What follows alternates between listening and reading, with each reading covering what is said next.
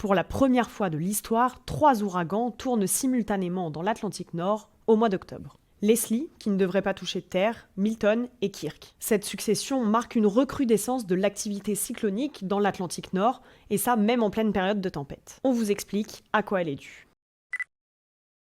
D'un côté, en France, on a Kirk. L'ex-ouragan transformé en tempête frappe la France depuis aujourd'hui avec des vents allant jusqu'à 130 km/h sur le littoral ouest et des pluies partout sur le territoire. De l'autre côté, aux États-Unis, il y a Milton.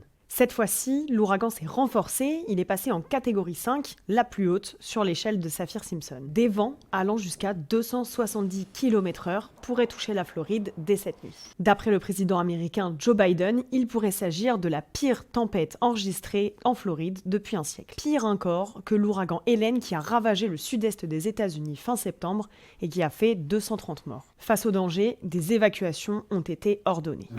If you're under evacuation orders, you should evacuate now. You should have already evacuated. It's a matter of life and death, and that's not hyperbole. It's a matter of life and death.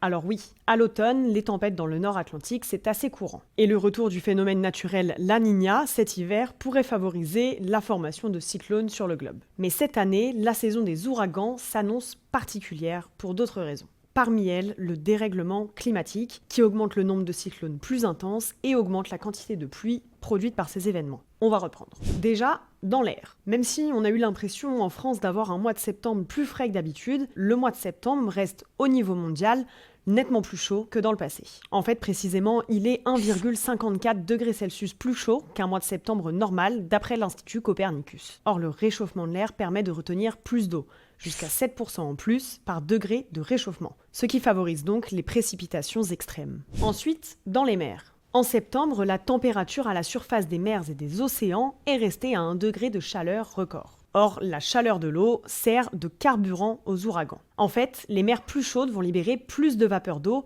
qui vont ensuite donner plus de puissance, plus de force aux ouragans, tempêtes, typhons. Selon une étude du World Weather Attribution publiée ce mercredi, des ouragans aussi intenses qu'Hélène aux États-Unis sont 2,5 fois plus probables dans le climat actuel, c'est-à-dire avec une planète qui s'est réchauffée de 1,3 degrés Celsius depuis l'ère pré-industrielle. Fin mai, l'Agence américaine d'observation océanique et atmosphérique avait dit s'attendre à une saison des ouragans extraordinaire dans l'Atlantique. L'agence anticipait entre 17 et 25 tempêtes auxquelles on attribuerait un nom, dont 8 à 13 ouragans, c'est-à-dire un phénomène avec des vents à plus de 119 km/h.